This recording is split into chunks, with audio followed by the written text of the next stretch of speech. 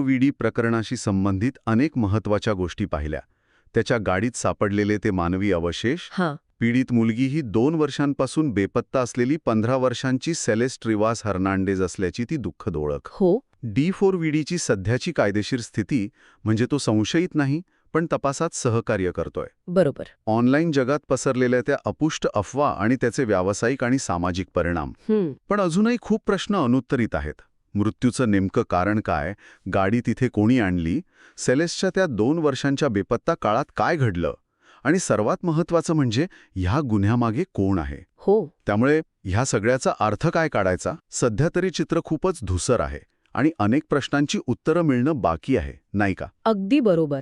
आणि जाता जाता एक विचार करण्यासारखा मुद्दा मी श्रोत्यांसाठी सोडून जातो. कोणता? जेव्हा एखाद्या व्यक्तीची, विशेषतः सेलिब्रिटीची, एक अशी झगमगाटी सार्वजनिक प्रतिमा असते आणि अचानक तिचं नाव अशा